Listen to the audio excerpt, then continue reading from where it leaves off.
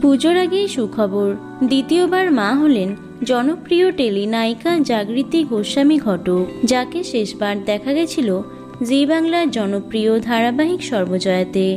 এরপর প্রায় 3 বছর পর্দা থেকে দূরে রয়েছেন তিনি।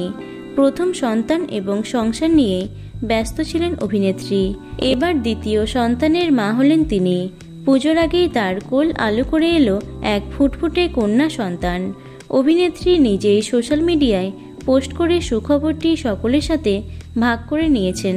মা এবং মেয়ে দুজনেই সুস্থ আছেন। দুর্গাপুজোর আগে কন্যা সন্তানের আগমনে খুশিতে মেতেছে গোটা পরিবার। মাতৃত্বের খবর প্রথম থেকেই গোপনে রেখেছিলেন অভিনেত্রী। অন্তঃসত্ত্বা অবস্থায় ফটোশ্যুটও করেছিলেন।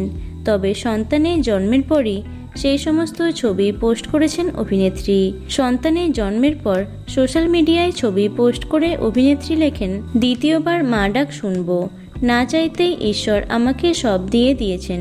শুধু আশীর্বাদ করো, তোমার সেবায় তোমার সাধনায় যেন এইভাবে নিমজ্জিত থাকতে পারি। প্রসঙ্গত, এই মুহূর্তে অভিনয় থেকে দূরে থাকলেও অভিনেত্রী জানিয়েছেন 2 সন্তানকে বড় করার পর তিনি আবারও কাজে ফিরবেন। আপাতত সংসার এবং সন্তানদের সময় দিতে চান তিনি। তো বন্ধুরা, ভিডিওটি এটুকুই। টলি দুনিয়ার অন্যান্য খবর পেতে চ্যানেলটি সাবস্ক্রাইব করতে পারো। ধন্যবাদ।